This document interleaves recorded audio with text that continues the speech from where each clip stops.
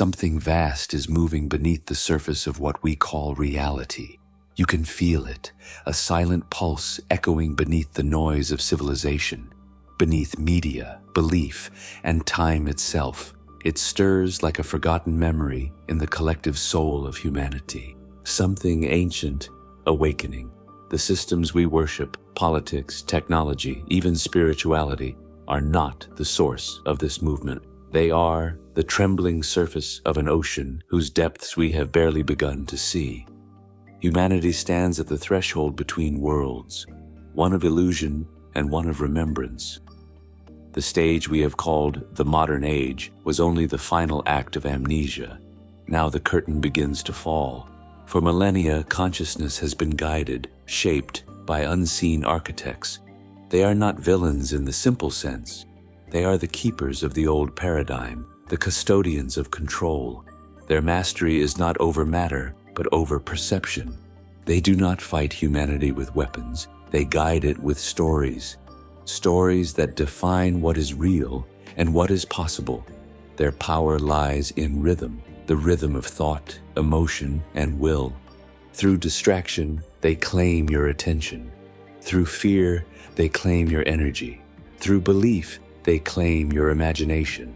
And when imagination itself is captured, the cage becomes invisible.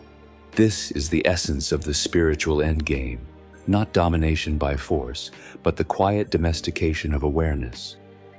It is a war for attention, disguised as progress, a silent game of mirrors where truth is reflected endlessly until it dissolves into noise.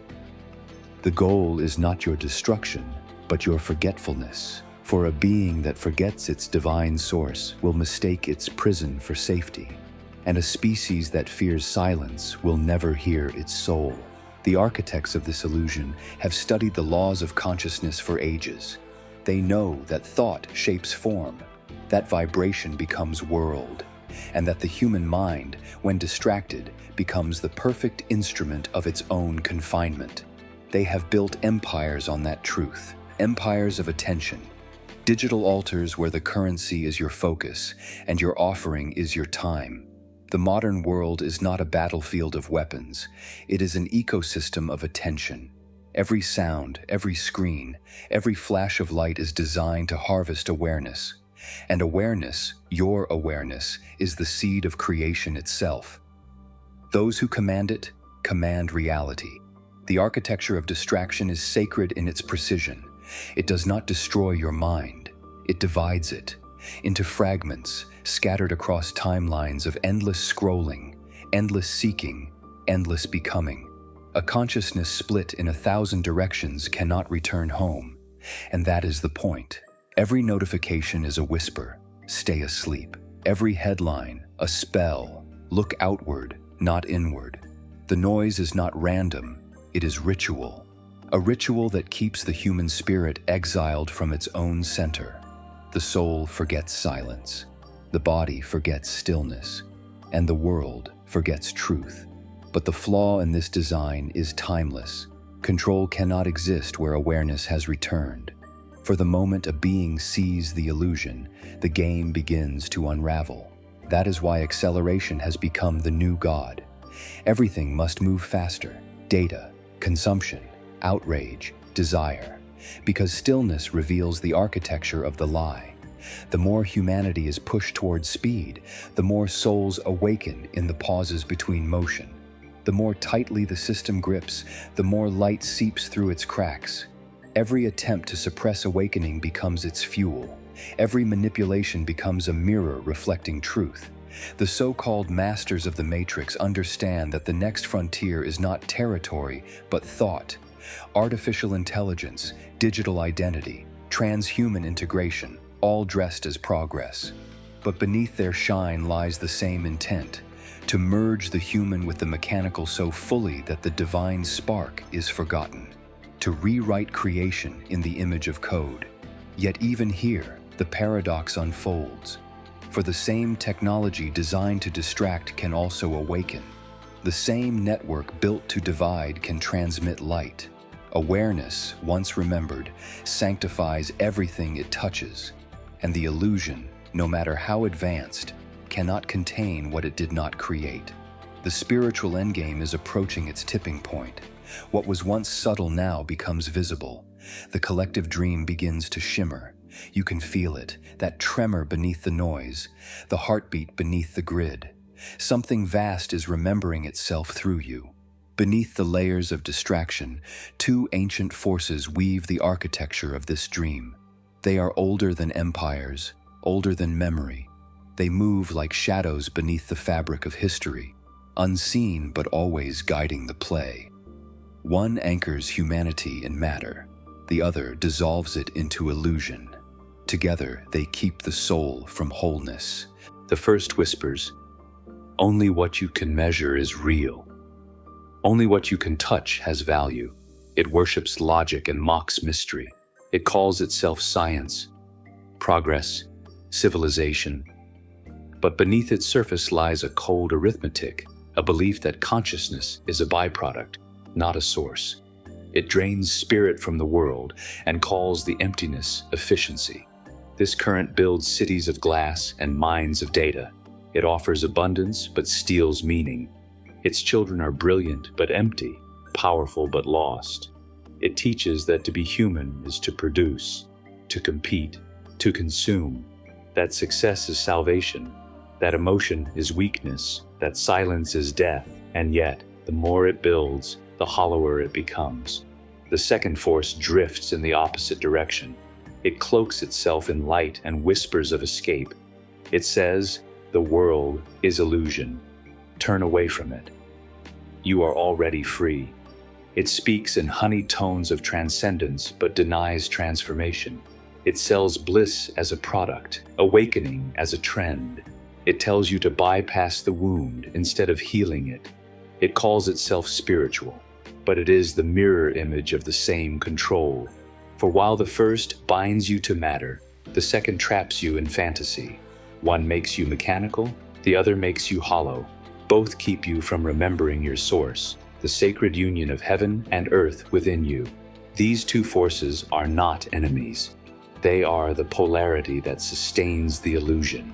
Together, they keep humanity oscillating between despair and delusion, between intellect and escapism, between denial and false light. They are the two hands of the same invisible puppeteer, but the awakening soul stands between them, the still point that neither can touch. For once you see both sides of the game, you no longer swing between them. You remember, and remembering breaks the spell. The endgame was never about choosing a side. It was about seeing the polarity itself and stepping beyond it.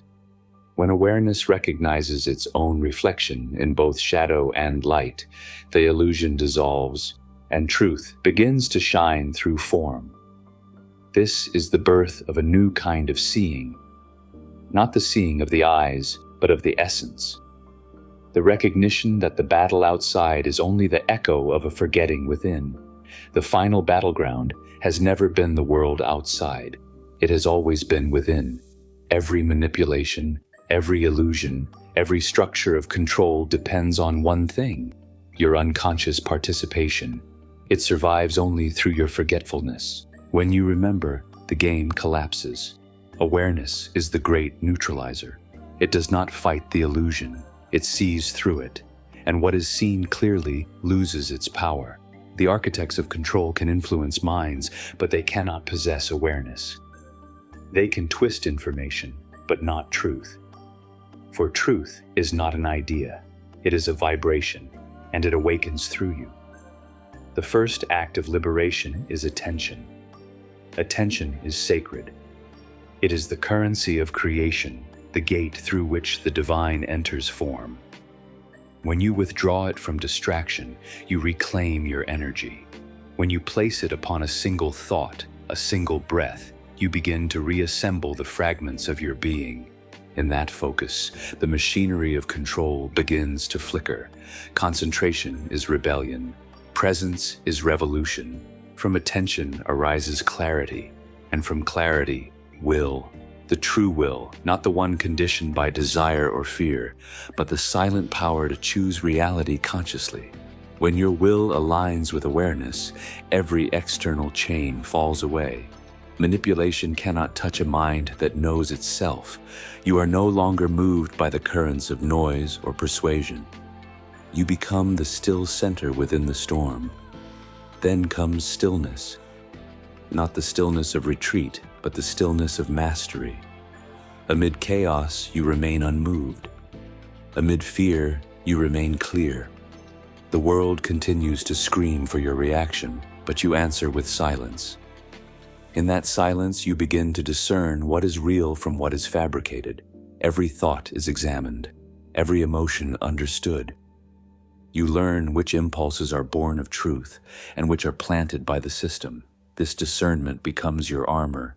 It cannot be purchased or taught. It can only be remembered, and once remembered, no illusion can pierce it.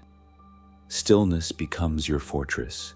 Silence becomes your power, and awareness your weapon of light. But the path does not end in solitude. The endgame isolates, but awakening reconnects. For as each soul reclaims its light, frequencies begin to merge. Conscious beings find one another across the noise. Their resonance cuts through the static like a signal from beyond time. Together, they form a field, a collective pulse of awakening that no system can suppress.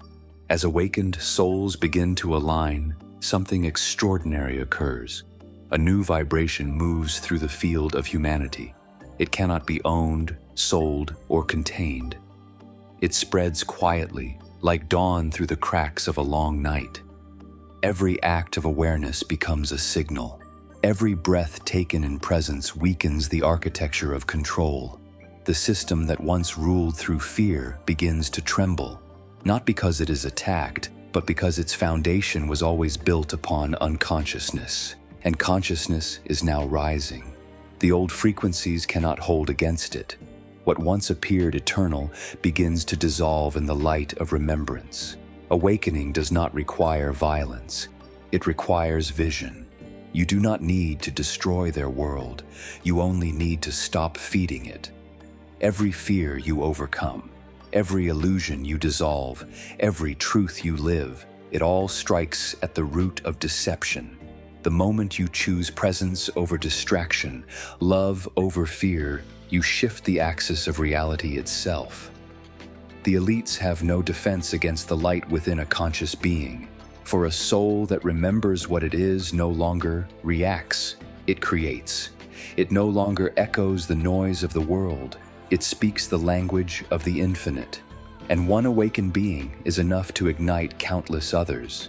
Awareness spreads like fire through the dry field of forgetfulness. And when enough remember, the illusion burns away, revealing only truth. This is the true nature of the spiritual endgame. It was never about domination, but revelation. The game ends not with collapse, but with awakening. The moment consciousness recognizes itself, the entire design transforms from within. The players realize they were never separate. The dream realizes it was dreaming, and the divine remembers its reflection through human eyes. You are not powerless. You are presence in motion, light exploring itself through form. You are the bridge between heaven and earth, between eternity and time.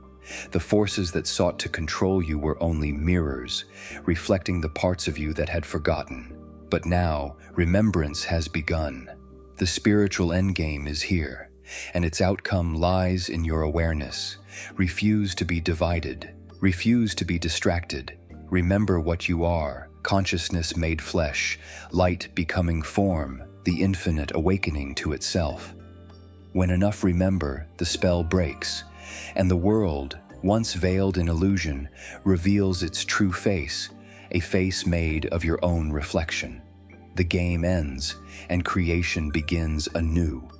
If something in these words stirred a memory in you, a faint recognition of who you've always been, then this moment is not coincidence.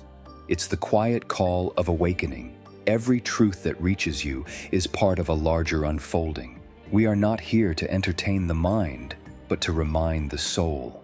And if you've felt the pulse of that remembrance, then you already belong here. Subscribe to Falling into Truth, not as a follower, but as a participant in the unraveling of illusion. Each time you return, you strengthen the frequency of awakening. You feed the light that feeds you. Together, we become the signal that breaks the spell. The journey doesn't end here. It begins again, with your next breath, your next choice, your next remembrance.